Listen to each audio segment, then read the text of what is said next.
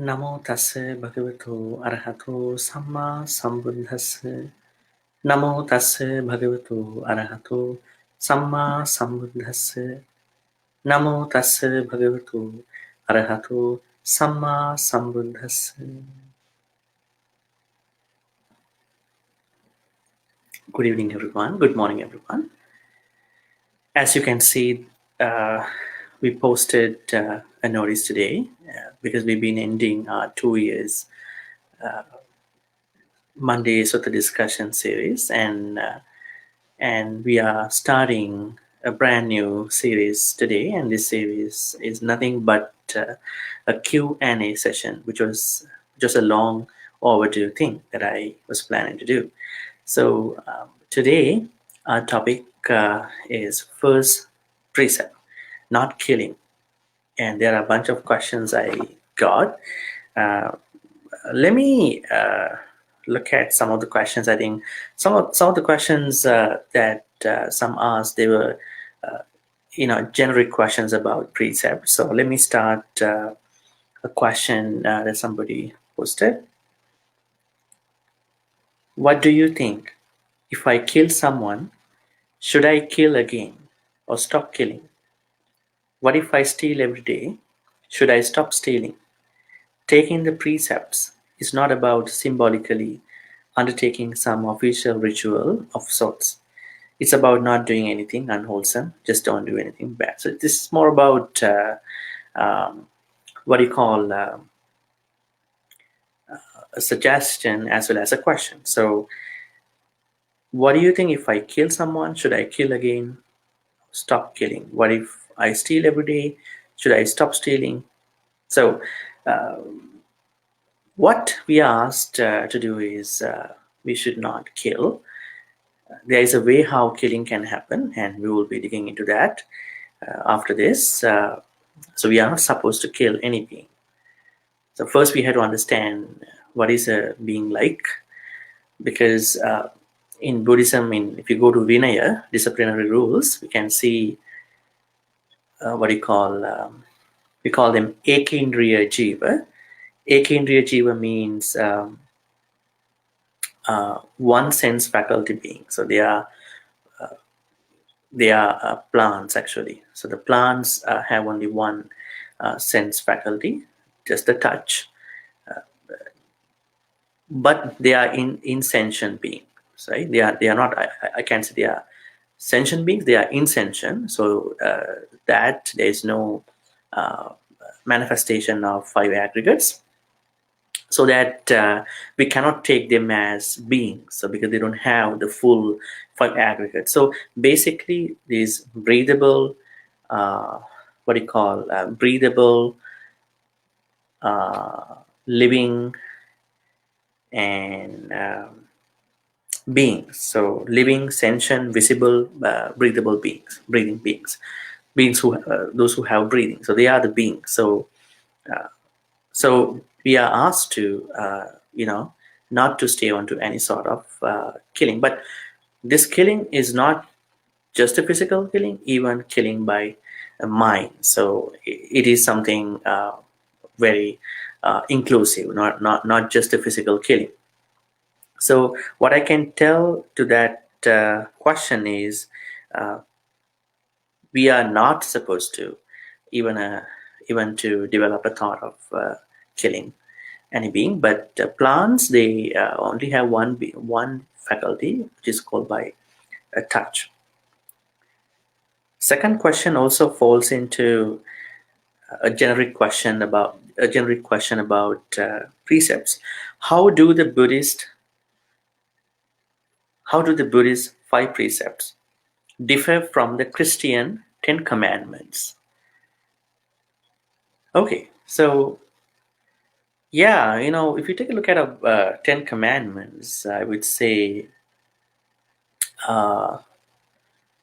you shall have no other gods before me. That's the first one. Second one is you shall not make idols. Number 3, you shall not take the name of the Lord your God in vain. Number 4, remember the Sabbath day to keep it holy. Number 5, commandments, honor your father and your mother. Number Sixth commandment is you shall not murder. 7, you shall not commit adultery. Number 8, you shall not steal. Number 9, you shall not bear false witness against your neighbor. Number 10, you shall not covet. Now, what I understand with the 10 commandments is that the last 5, I would say, starting from you shall not murder, that's 6. That means not killing. Huh? But it is more about murder. So, I mean, it doesn't include killing beings, right? So it does include killing humans. But anyways, there is a similarity between the first precept and the sixth commandment. And when you take a look at of number 8, you shall not steal. That means not taking what's not given. That means adinadana. So that's similar to. And if you take number 7, you shall not commit adultery. That means kamasumichachara, not misbehaving. That's the third precept. And if you take commandment 9, you shall not bear false witness against your neighbor. I mean, which is in a certain context, but it's more likely uh, it's more likely representing what you call lies, telling lies, right? So that is similar to the fourth precept, not lying. And then the last commandment, you shall not covet. That means it's more about greed, which has not a big connection to Suramere, but people might go into Suramere because of their greed, right?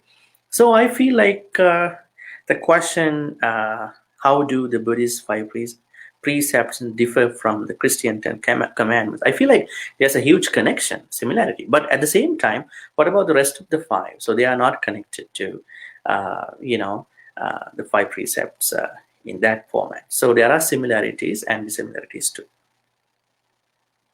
Okay. If I break precept, should I retake? If so, what if I break every day and retake every day? So we are not supposed to break any precept because we are not taking precepts to break them, right? We are taking precepts to take care of the precepts, not just to think, okay, when I'm going to break, what time I'm going to break, how I'm going to break. So those are irrelevant questions here, irrational, irrelevant questions. But, there may be times you might break some of the precepts unintentionally. We don't know, right? So what I'm saying is that my suggestion is that not if I break, we are not supposed to break, but in case you break it, definitely you have this chance to retake. That's why when you go to a Buddhist temple, especially in the Sri Lankan tradition, nuns give precepts at the beginning, even though you have taken it 1 hour ago, 2 hours ago, yesterday, the day before yesterday, even you are taking precepts in an event tomorrow, but they are giving that, right? So retaking has no issue, but simply because you can retake, don't think that you can break them whenever you want. So you are not taking them to break. You are taking them to take care of as much as you can. But there could be some circumstances where you can, where you won't be able to, keep them. But anyways, you're gonna keep whatever you have in case you break them unintentionally. But there's a chance of retaking. If so, what if I break every day? You are not supposed to break, not everyday thing. You can retake anytime. Do 5 precepts go away after Sotapanna? As when no self is found, then no need to break precept. No. Even the Sotapanna person can break precepts. There's one sutta. But what Sotapanna person doesn't break are 6 heinous, what do you call, the grave bad things: killing mom, killing dad,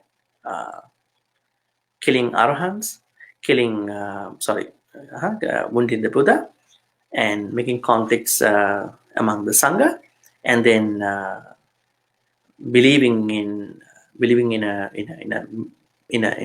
misbeliever. I would say believing in a preceptor who is spreading a misbelief. So those are the things a Sotapanna person doesn't do. But still, Sotapanna person can break precepts whenever things go haywire, right? So there's no guarantee that even though you are Sotapanna, you won't break precepts. But you might not, if you are a Sotapanna, you will not break those six grave, I would say, heinous, heinous karmas. We call it anantariya karmas.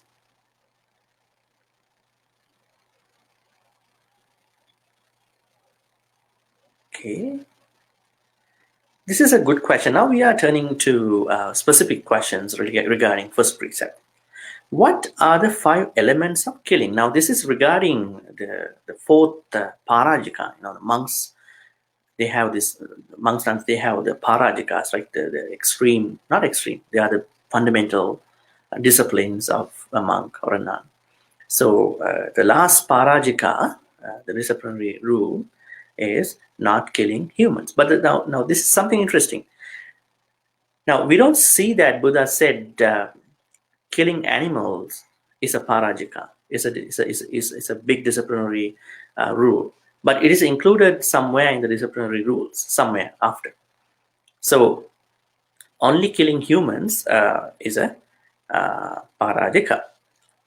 Because what happened behind the laying down of this particular rule not to kill humans for monks is that when the Buddha was giving instructions about asubha bhavana, kayagata sati, contemplating on 32 body parts, some monks, they really dropped, they really gave up their life, which is too extreme. Now, I want to tell you, when you keep contemplating on your 32 body parts, perhaps you might be very worried about yourself. Perhaps you might think, why do I care this body? Why do I want to keep this body? That's wrong. That's why some monks started committing suicide, taking their lives. And then the Buddha said, no, you can't take your life. That is panadipata. That is one of the biggest disciplinary things. That's why the Buddha said you can't kill humans. So in that description, we find out there are 5 elements whereby someone breaks the first precept. Okay, here are they. Number 1, there should be a living being. In order for you to break the first precept, you should have a living being. There should be a living being. Number 2, you should be aware of beings living. You should be conscious that the being exists now, right? You should be conscious, because there are times that you might have done this unintentionally. So that doesn't count. So the first element, in order for not killing to arise, is you should be conscious that there's a living being. Number 2, you are conscious of the existence of the living being. Now, first, there's a living being, breathable living being. Second is you are conscious that the living being exists somewhere. Third element is killing consciousness arising. I will kill it. So that means you have this consciousness coming up around about that particular being that I want to kill. I'm conscious that I want to kill. So this consciousness should arise as well, right? So first, there should be a living being. Second, and you know the existence, presence of the being. Third, you have the killing consciousness. 4, you are trying to kill that being with that consciousness. That means you are strategizing, you are planning to kill, right? That's the 4th element. And 5th one is the being dies because of your the previous 4 things. because you know that there's a living being, you know the presence of the living being, you have the killing consciousness, and then you are strategizing, you are planning to kill, and because of these four, the being is killed with that effort. So that is panatipata, killing. So that means in order for someone to break the first precept, all these five elements should be present. Right now, someone might ask a question about, okay, I'm driving on the road and I might have not seen an animal that I may have run over. Uh, you know, I mean, you should be really careful, when you are driving. But in case that happened, you might be puzzled. You might be questioning about yourself. But you don't have these five elements, right? What you have is the fifth one. The being is dead, but you didn't know. You were not intentional, right? The being was dead, but you were not intentional.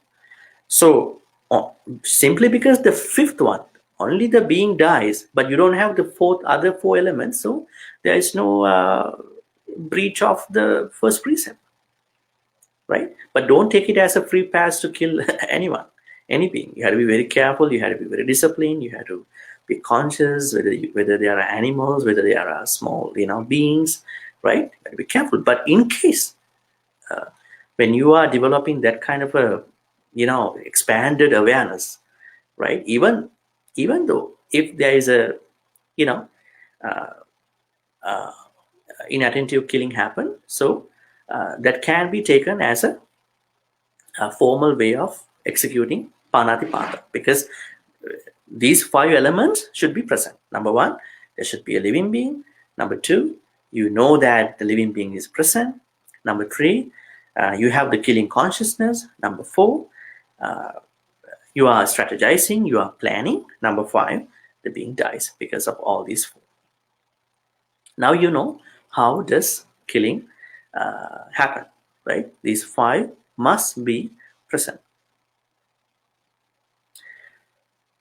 Okay,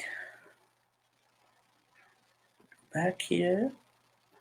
What is the connection of the first precept, not killing, to concepts of meat eating and vegetarianism, veganism? So I had to be very careful, because first of all, I want to tell you there are two types of answers to these questions, all these questions. The first type of answer is textual. I look at the text, I look at the sutta, I look at the Vinaya Abhidhamma, then I'm going to talk about it. The second is the practical answer, right? So sometimes the textual answer can align with the practical answer. Sometimes. But sometimes the textual answer cannot align with the practical answer. It can happen. So we have to see those two in two ways. Don't need to mix it up all the time, because we might otherwise make wrong thoughts about these questions. So the first thing I want to tell you about this question, the connection between killing and meat eating. So in Buddhism, Buddha asks us not to judge anyone based on what foods other people eat. Don't judge anyone based on what food other people eat. So food is not a requirement to understand people. So we should not marginalize, we should not go to an extent to decide people based on what they eat, right? Sometimes even the bad people eat good stuff. Like Devadatta, he was a vegetarian, right? So it doesn't mean vegetarianism is bad. It's a good thing, right? It's a very good thing. And some people are really caring about animals, so they go even into veganism. They become vegans. It's a good thing too, and I'm not against with that. But in Buddhism, the Buddha said you can't decide someone based on what they eat. So Amaganda Sutta, it's one of the good references for that. But here's the thing. I can't say that you can eat meat or you cannot eat meat. It's a personal choice. But we can kill animals. So somebody may argue that because we eat, people kill animals. So that's a different thing. Because we know in Buddhist text, when the Devadatta, monk Devadatta, presented the Buddha 5 things. One of them was all monks, nuns should avoid meat and fish. Buddha said, no, I'm not going to lay that down. I'm not going to say that to monks. Let monks and nuns choose whatever they want to eat. I'm not trying to do that. And he also asked the Buddha, uh, can you please prescribe the monks and nuns? You should only stay around the trees, not in the temples. Can you also please prescribe the monks and nuns only, wear the robes that they can collect from the cemeteries? Buddha said, no. If someone wants to practice these things, let them do that. But I can prescribe these things. So that means Buddha did not radically, approve, the food stuff. So that means that doesn't mean that Buddha let people to think that, hey, you can kill. No, food is a different topic. So while I appreciate the people who are vegetarians and vegans, I also want to say, it's a personal choice, and we should not judge other people just based on uh, their food, what they eat, right? So that's a thing we have to understand. So the connection between vegetarianism, veganism to Panatipata has to understand in a broader, wider aspect. So you know.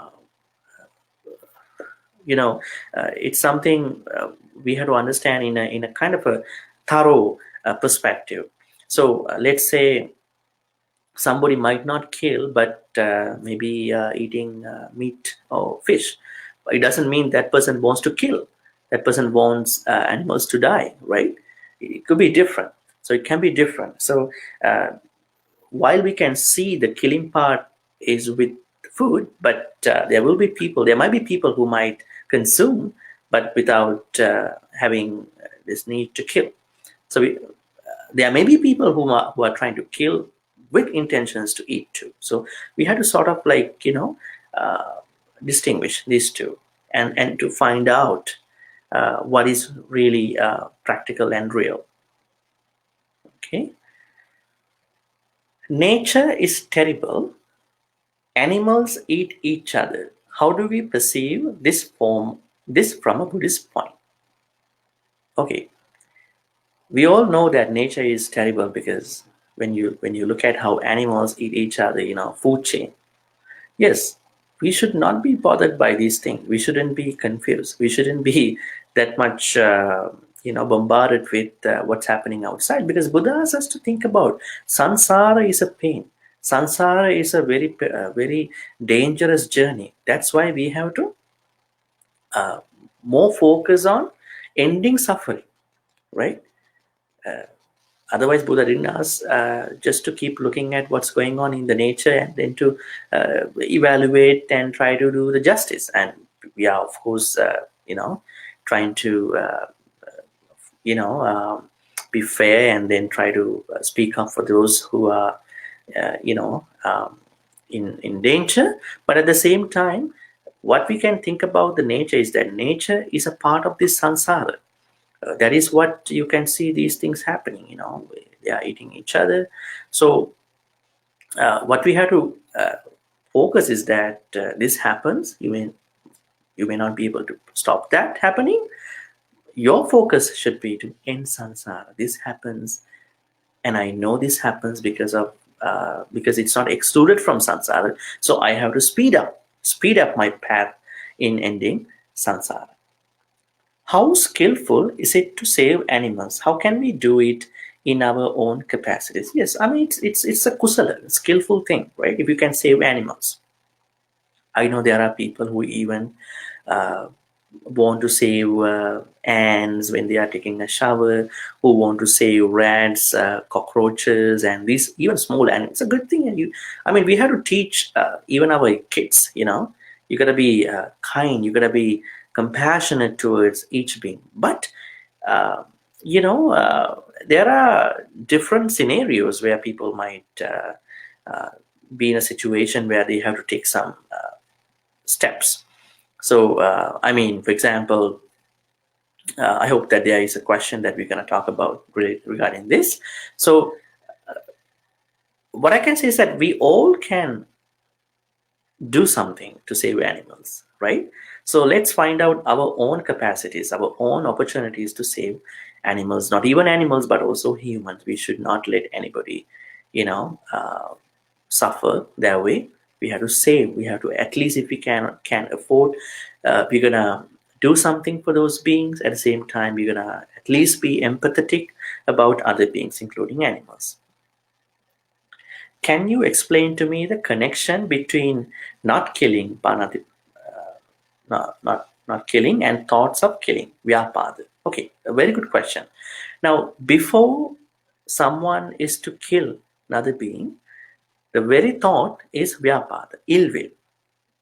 Buddha says it is more dangerous, more unwholesome than the rest of the things. Because of that, you are tempted to kill. If you can take care of your thoughts, then you won't be able to execute killing. So, when we talk about this first precept, I ask you to, uh, look at this ill will, thoughts of assassination, thoughts of destroying other beings. So this is where we have to work on. If we can really take care of our thoughts, this will not happen. You might justify, okay, I don't like this person. This person did something bad to me. They were really mean to me, and they were really attacking me, targeting me. Yeah, of course, you have to be careful. You have to save yourself. But at the same time, you should not come up with reactions. Okay, I'm gonna do the same thing. I'm gonna do this thing. That is when you are into ill will, so that you are into panatipata at a certain at a certain time, which is pretty bad. So you can focus more on ill will before it becomes a panatipata. Okay, that's the connection. Is Buddhism for everyone, or is it not for those who did the gravest bad things, bad works? Yeah, Buddhism is not belong to Theravada monks, only to some countries. Buddhism is a cosmic teaching. It is neither a philosophy nor a religion. It's a way of life. The way of life is to become happy and then to end up with Nibbana, right? To release oneself from this samsara. So, if you can look at the story of Angulimala, see, he killed. We don't justify somebody can kill that many and then become an arhat. Regardless of different people's activities, bad doings, everyone has a chance. Everyone has an opportunity. Nobody should be excluded. And Buddha did not exclude anyone who wanted to understand teachings, life's teachings on a secular aspect or on a transcendental aspect. So everybody had a chance. Everybody had an opportunity. Even now, everyone has this opportunity to learn, to understand. There's no such being that who is ineligible, who can come to a temple, who can learn the Buddhism, who can meditate, right? Uh, King Dharmasoka, even he killed many beings, and I would say Angulimala, and how many other beings who were really mean, right? Before they, came to this path, and they all had the chance, they all had the opportunity, right? So what I can say is that everyone has an opportunity to practice Buddhism. Okay, why we should not kill? Yes, that's a very good question. Let me tell you. There is a Dhammapada stanza, verse 129, 129. Sabbe tasanti dandassa, sabbe bhayanti machuno, attana upamang katva, na haneya na ghate. Translation: all are afraid of the stick, all fear death, putting oneself in another's place. One should not beat or kill. Nobody likes to be beaten. Nobody likes to get attacked. Everyone needs safety. Every being needs safety. Even a small rat, even an ant, because they can't even talk. Like you humans, sometimes you can call police, right? 911, 119, but these animals don't know what to do, right? That's why I'm saying that we have to protect every being. That is our that should be our intention. That is the main purpose of metta meditation as well, right? Every being is afraid of pain, suffering. That is why we should not even think about killing, harming a being. What is Buddhist advice on committing suicide, taking life? It is wrong, and we know not even wrong. I mean, uh, it could be taken in a different form. I mean, I would say in different countries, but uh, committing suicide is a form of panatipata. So you should never think about taking your life. You should never think about committing suicide, because if you do that, what you do is you are killing yourself. So as we know, this body is not ours, so that you can't kill, because we just rent out. We just rent our body, right? So that you can't kill this one, because you have the intention. It is like you kill somebody else. That's why even I think in law, in criminal law, if you try to commit suicide, but if you didn't die, the police come and arrest you, right? I think that's the law, because you can't do that to you even at the very least. So never ever think about committing suicide. Your life is more precious than you think. But you might always, think be little about yourself, but never think that way. Maybe you haven't met the good people. You haven't met the Kalyana Mittas. You haven't read the Dhamma, right? This life, even though you don't have these days, so and so stuff, but at least you have this human life. You can practice Dhamma. Because you can practice Dhamma, you can fulfill your path to Nibbana, right? But the things that people take into consideration for a suicide, they are really, really in, trivial stuff: job, people, relationships, money, uh, you know, uh, encounters with other people. They are, what are those things? Are they really worthy for someone to take life? No, not at all.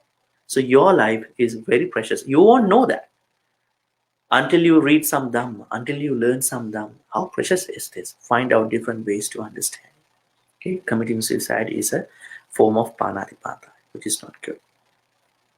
How do we connect the first precept, not killing, with 5 heinous karmas, anantariya karmas? Now, in the Bahudhatuka Sutta, in the Majjhima Nikaya, we find out 6 heinous karmas, but normally we know 5 heinous karmas: killing mother, killing father, killing arahants, wounding the Buddha, and making schism among the Sangha. Yes, I mean, it is connected to the Anantariya karmas, but Anantariya karmas, they are the gravest karmas, because now we don't need to stratify uh, the level of karmas. Now somebody may ask, okay, I can kill mother, I can kill somebody else. No, I mean, you shouldn't come to that point.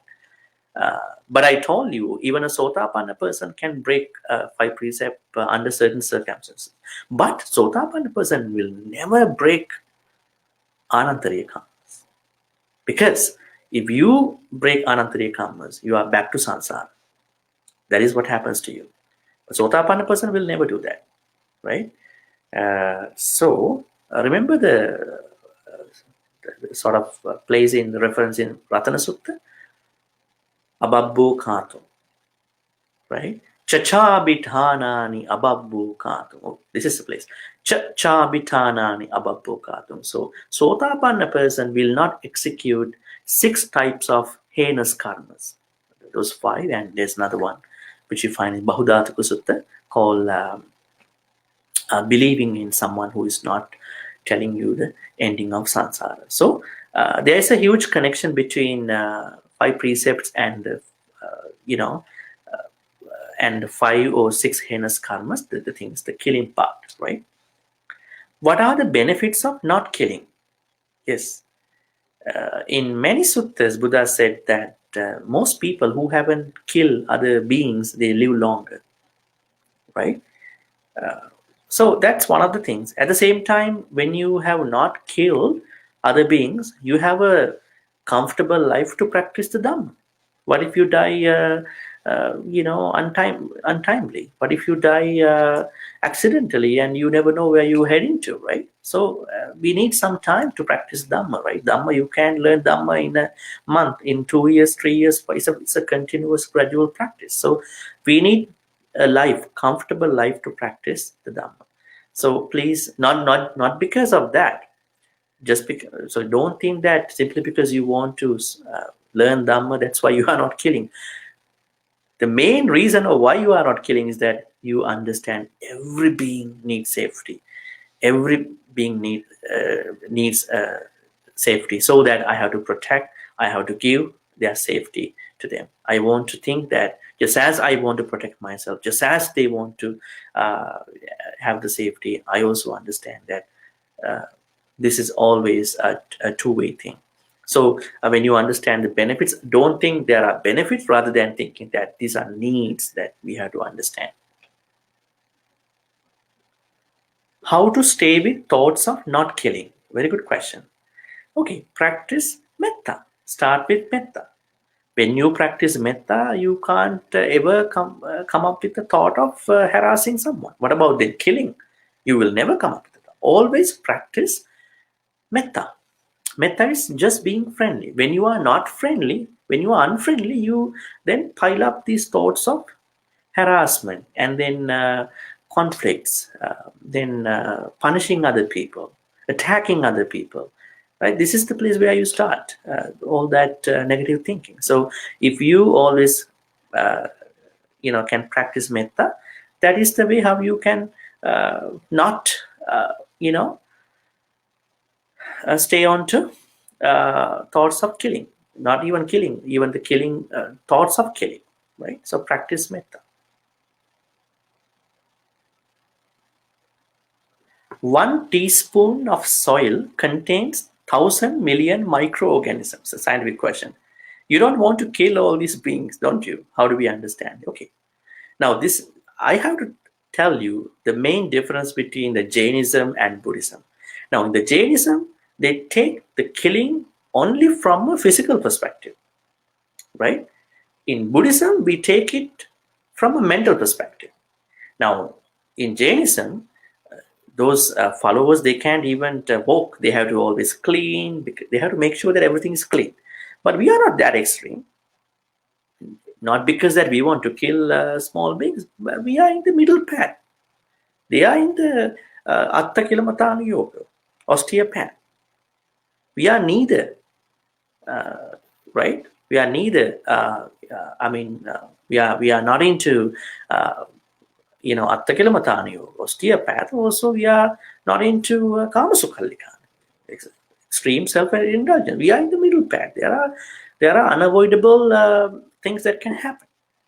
So the main difference is we are practicing not killing mostly, more importantly, from the mental perspective, not from just the physical perspective. If you take care of the mental perspective, the physical perspective will not happen, right? So this question alludes to a kind of thinking about Jainism. They believe that there are microorganisms that can exist even in water, right? So we are not that extreme, but if we know there is a being, there are beings, we are going to protect. That's why we are using what you call perahankada, right? We are filtering our water to drink. So we are making sure that there are no animals. So there are, but at times we are not able to,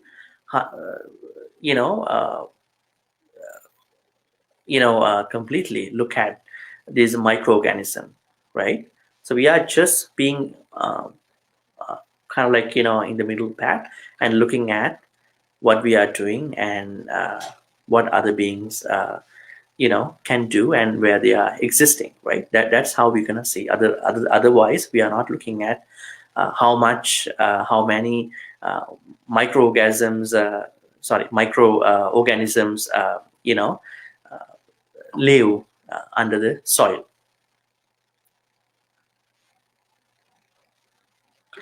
This is a big question, not a big question, it's a long question. We know that the unwholesome act of taking a life comprises of 5 conditions, and those are the things that I mentioned to you at the beginning. There should be a being. You should know the presence of the being. You should have the killing consciousness, and what is that? The fourth one. You are planning, and then the being dies. So 5 conditions. We know that the unwholesome act of taking a life comprises of 5 conditions. If there is no intention to taking a being's life, does it bring forth a bad vipaka in the future? The person explains a little bit more. Example, a man is driving on a road at night where visibility is very poor. He accidentally knocked down a dog and killed it. To make matter worse, the dog was pregnant. The last thought on this dog's mind was to seek revenge.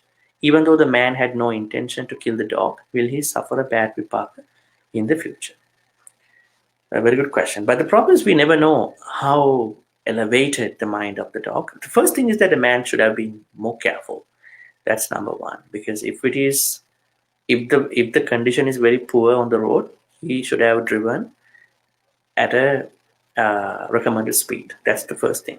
And be very careful. But there are times that he couldn't have avoided. I mean, I take this particular incident as one of the things.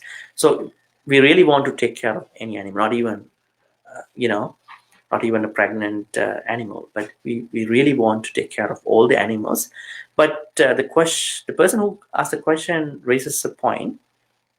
The animal had some revenge in the mind, so that I can't think about, because there are some stories where animals thought they want to take revenge, like Kaliyakini, the story of Kaliyakini. But because we can't understand the exact mindset of the animal, we cannot say. But in case the animal mind was strong enough, this can happen. We never know. That's why we should not. Because nobody dies, with happiness if the person is accidentally pushed to death, right? So we have to be very careful. It may not, depends on the situation. Can someone kill due to the volition of a tendency without really thoughtful intentions? A very good question. Now, sometimes someone can kill a being because of a volition of a tendency. Now, there are habitual reactions to things, right? And someone, the other part of it, is it still a karma? How does the weight of vipaka work here? So sometimes we are unintentionally doing some wrong stuff. Like in this case, this person is killing a being, like an animal, like a creature, based on a habitual drive.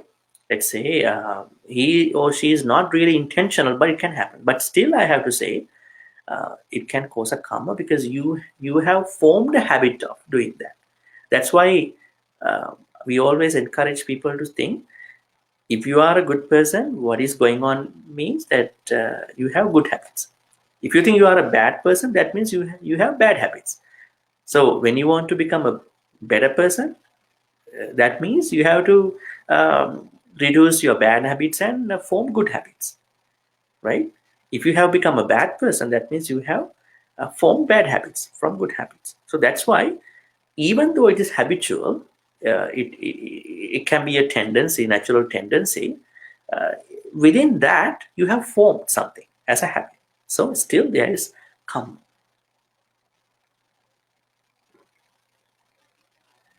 Can Sotapanna still break precepts? I said yes, 5 precepts, but not the 6 heinous karmas.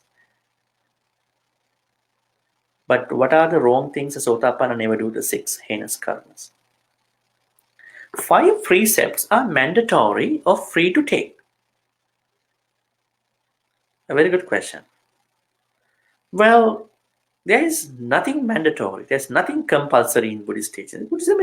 Buddhist teachings are always talk about a free will, kind of a context that is based on free will, independency, you know, these kind of elements. So what I can say is that it's not mandatory, but just because you care other beings, just because you want to care other beings, just because you want to protect, save, spread loving kindness, send metta, you want to take it.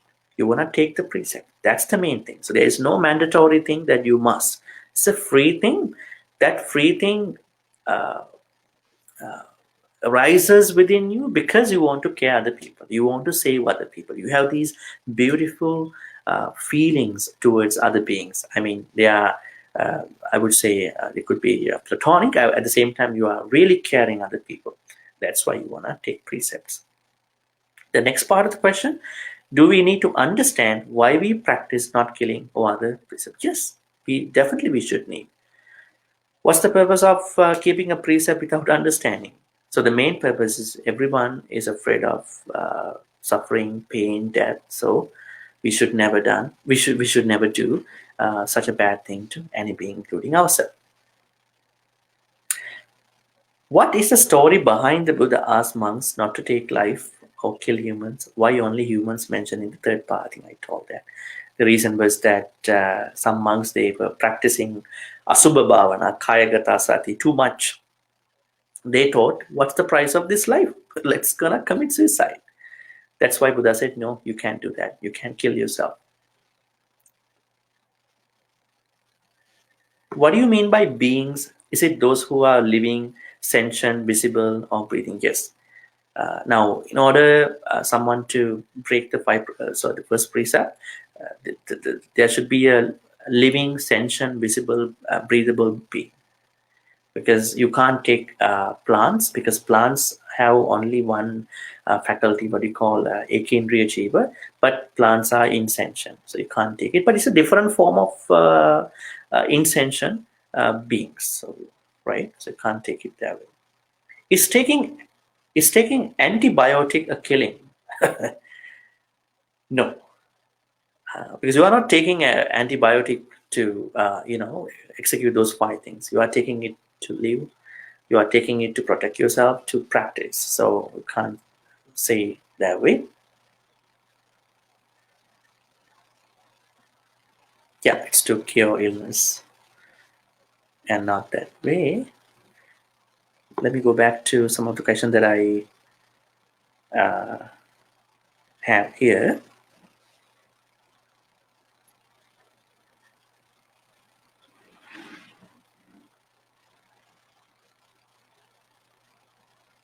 Okay, somebody asked a question. Should we avoid baking dough because of ease? No, it's no problem, because you're not trying to kill anyone. It's just a process of food. You shouldn't think that way. Can we kill lice on kids' heads, or should we let the kids scratch non-stop? Bit funny though. Okay, I think Buddha always let me give you this approach for a question like this.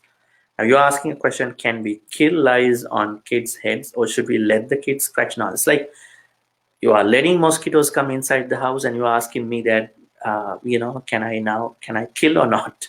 So the best way to answer to this question is that you should keep everything clean and tidy. If you are really protecting, if you are really taking care of your house really well, without too much attaching, there will be no mosquitoes. If your kids are keeping their hair, clean and tidy, there will be no lice, right? So we'll look at that approach. But in case, she is struggling, so we have to follow a medical procedure. Not just we want to kill somebody, but, it's a medical procedure to live. Okay.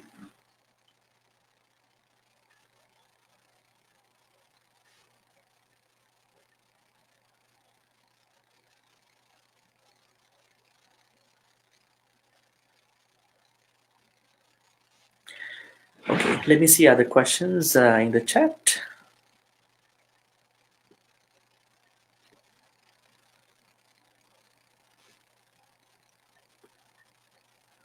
Okay. Okay, what are the questions we may have missed out on, especially this topic? Now, Dhamma folks, what you need to understand here is we are not supposed to kill any being. Okay, so we are trying every step not to kill any being, even oneself. So you can't beat up yourself too. Now there are times you don't want to eat proper food for yourself. There are times you don't want to take some breaks for yourself. There are times you don't want to sleep very well. That means you are beating yourself up. Don't beat you up, because this panatipata is not even connected to other people, but also connected to yourself. So in that way, we are trying our level best to not to execute, not to even have thoughts of killing. So that is our plan. But there are circumstances where other scenarios, other circumstances push us, uh, you know, uh, push us to sometimes, struggle with some of the events, like the events that we've been talking so far. But in those circumstances, you are trying level best to find out better ways of not killing and then to survive. That's what you should try. But there may be some events, there may be some places, circumstances where you can't, help not doing. So don't take these small things. Meat eating, fish eating, taking antibiotics and these kind of. You are not taking all that to kill animals, kill beings. You are taking them to live, right? So it's no problem. But if you know that you may have a chance of developing a thought of killing someone, that is pretty bad. You should never think that way. Okay, so let's try our level best to not kill. Also, the biggest thing that we can do, the easiest thing we can do to protect us from not killing is to practice metta. So if you keep practicing your metta meditation, when you talk to someone with metta, when you think with metta, when you act with metta, you will have a lesser chance of being on to ill will, thoughts of killing other people. Now, what are the other forms of killing in the context of panatipata, where we don't see in these traditional, conventional texts? What about killing someone's reputation on social media, which was kind of an exclusion at, when you compare with the ancient texts?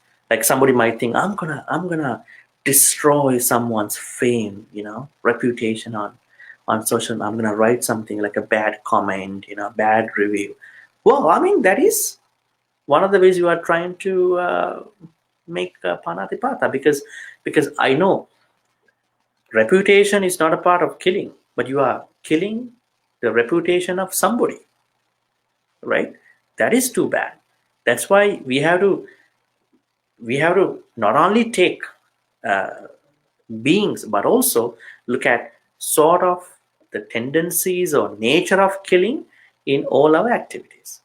So somebody can do a character assassination, somebody can do an assassination of that person's fame, reputation. So we have to be very careful. So we are not trying to do any of these things. We are trying to see what is wrong with us, what is wrong with me, why I am coming up with these unnecessary thoughts of uh, disturbing other people. I'm not supposed to do whatever resentment I'm having. I'm trying to get rid of my resentment. I'm trying to get rid of my ill will. I'm trying to practice metta. If I know they are bad people, I'm gonna stay away.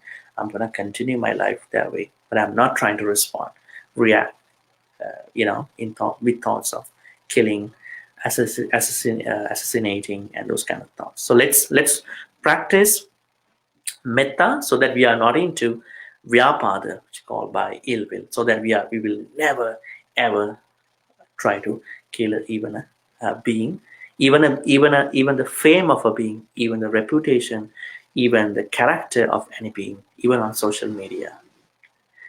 Okay, so that's everything for today. Any other questions? Let me see the comments. If you have a question, you can post under comments here.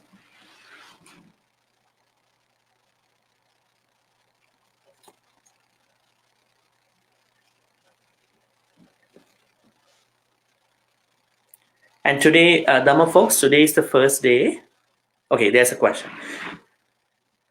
Organizations that manufactured products like insects, repellents, or poison to kill rodents, etc., from Buddhist perspective, is the wrong livelihood business activity, as the chain reaction would lead to consumer buying and using such chemicals and encourage in killing insects. Yeah, well, I mean, if you take it as a textual point, yes. But as I told you, there are two ways of looking at these questions: textual point and the practical way of looking at it with this time today. Now, organizations, they are not producing these things if they don't have an audience to buy those things. And if you can take a look at insects, especially in the modern setup, houses and other big places, that is what they are targeting. So what I can say is that I'm not trying to validate what they do is right, correct, but on a textual point, that is wrong. But on a modern practical, aspect, this can be something that people need. That's why I'm asking you to think in two ways, not trying to say that this is bad so they can produce. So yeah, I mean, that's a wrong type of living, because Buddha says 5 types of bad things. So bad types of traits, but this is one of them. But on a practical perspective, this is something the society and the people in different organizational structures need to obtain to get rid of pests. So they look at from that perspective. Okay, another question. For example, if someone is harmful and has harmed us and we are worried that they will harm others, do we tell others to steer clear of this person? Or is that also harming them? Very good question. Okay, so well, I mean, everybody has a reputation, right? Even the bad person has a reputation, even a good person has a reputation. So, but why we want to tell others that keep an eye on this person? Because we subconsciously think that this person will do the same thing, kind of do a harmful thing to the other person. That's why we want to protect the other person. That's why we want to let them know in a safe way, right? We are not trying to spread rumors and spread the bad thing everywhere. But if you know that this person, the bad person, who did the bad thing to you and gonna do the same thing to somebody that you have a responsibility to protect them. So it's not because your intention is not to kill that person's reputation, right? Because you simply want to protect your friend, other people, community. That's why you're gonna do that. So I don't think there is any issue in terms of destroying reputation. So I was talking about people who really want to destroy someone's reputation with malicious thoughts. There are people like that. They just want to kill. They just want to destroy based on baseless things. There are no factual stuff too. And I was talking about those people. So it is a possibility that you can let others know in a safe way, protecting yourself. Yeah. Okay, I hope that's it for today. Let's share all the good karmas with the departed relatives and the devas and nagas to conclude this. May all the good karmas we've been accumulating so far be transferred to all the departed relatives who passed away in the name of all of us. There are many millions, billions of relatives who passed away in the name of us in the past lives, and there may be a couple, many in this life too. May all the departed relatives, be able to share all these good karmas. May they be happy and peaceful. May they attain the supreme bliss of Nibbana. Sadhu, sadhu, sadhu. Idamme nyati nang hotu sukita huntu nyatayu. Idamme nyati nang hotu sukita huntu nyatayu. Idamme nyati nang hotu sukita huntu nyatayu.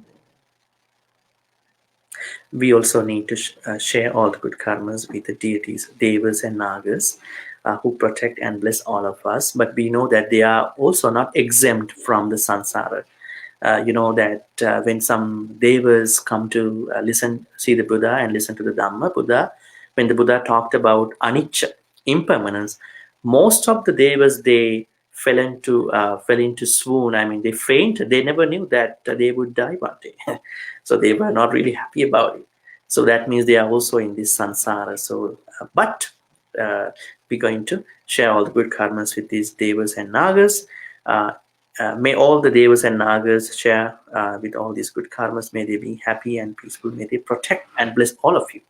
Those of you who joining from far and wide, may you be blessed and protected by these devas and nagas for good health, quality of life, and all the prosperity. May the devas and nagas also attain the supreme bliss of Nibbana. Sadhu, sadhu, sadhu. Ittavata cha ammehi sambetang punya sampadang sabbe deva anumodantu sabbe bhuta anumodantu sabbe satta anumodantu sabba sampatti siddhya akasatta chibummatta devanaga mahindika punyantang anumoditva chirang rakkhang tuloka sasanang chirang rakkhang tudesanang chirang rakkhang tumang paranti. Finally, let's make a great wish. May all the good karmas we've been accumulating in all these ways be helpful for all of us to attain the supreme bliss of Nibbana. Sadhu, sadhu, sadhu. I'm going to be blessing you with a couple more stanzas. Please receive the blessings.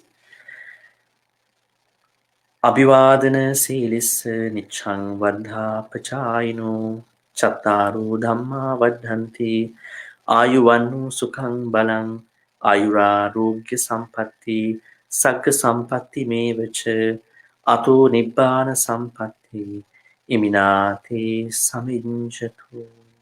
Sadhu, sadhu, sadhu. Okay, so that's the end, and we'll be doing the next Q&A about the second precept, not taking what's not given. So if you have any questions, please send those questions to the email that was posted on the poster. Okay, please continue to take care of yourself. Have a good day. Have a good night, everyone. Thank you.